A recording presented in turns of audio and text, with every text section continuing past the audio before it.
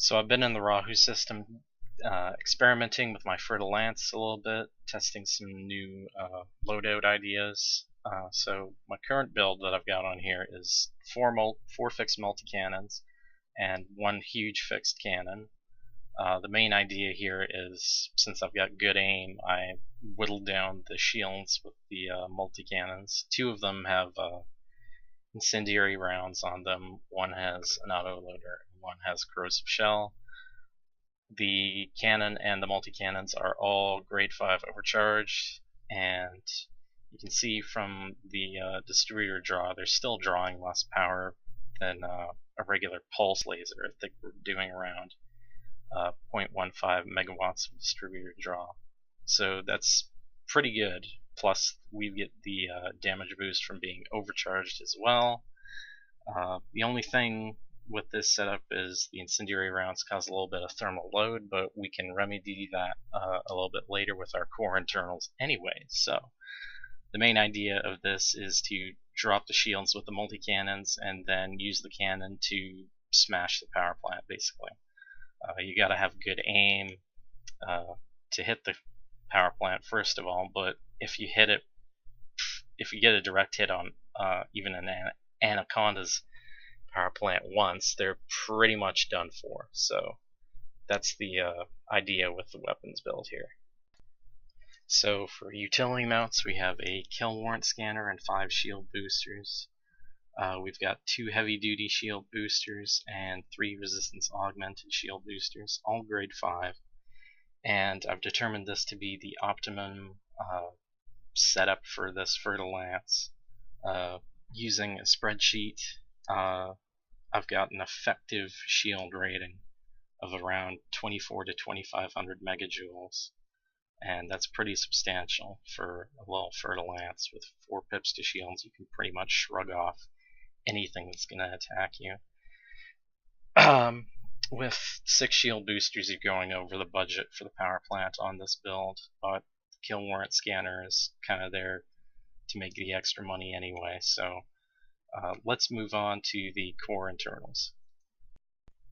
So looking at the core internals, we have a 6A power plant with a low emissions module on it, only grade 1, because any higher we're sacrificing too much power capacity. You could probably go grade 2 if you get a good roll, but I wasn't able to get a good roll out of like 40 units of iron, so I just stuck with grade 1 low emissions power plant. Reason we're doing this is to help deal with the heat of using grade 5 dirty drives and the heat output of the 2 multi-cannons that are using incendiary rounds. So like I said earlier, we have grade 5 dirty drive tuning on the thrusters. We got a top speed of 380 meters per second and a boost speed of 512, and it's pretty maneuverable. We got a pitch, roll, and yaw rate of 55 degrees, 131 degrees, and 17.5 degrees per second. That's pretty substantial for a Fer-de-Lance, I would think. You can keep on Eagles and Cobras quite easily, and you can easily outmaneuver the bigger ships. You can see we've got a top tier frameshift drive with grade 5 increased FSD range, and we're only making 17 light years thanks to that military grade composite. That's pretty much optional. You don't really need it on this ship, but I like having the extra protection. We've got 4D life support and 4D sensors just to keep the power draw those modules down. And you can see we've got a grade 5 charge enhanced power distributor, which is pretty much the only choice you should be making for any ship in the game, because this is the only distributor worth its salt. So we got a large recharge capacity for weapons, engines, and systems.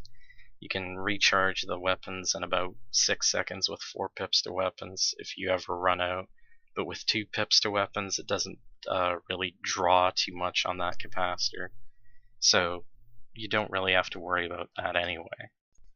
For optional internals, I recommend using a grade 5 biweave shield generator with grade 5 thermal resistant shields, because we address the main problem with shields this way, which is their thermal resistance.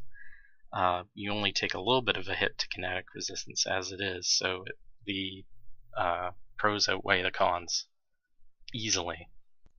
Pretty much everything else in this section is optional. You can see I've got a fuel scoop, a vehicle bay, and a frameshift drive interdictor.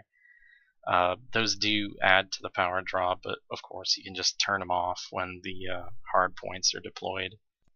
Pretty much everything else in here is optional. You can see I've got a fuel scoop, a vehicle hanger, and a frameshift drive interdictor.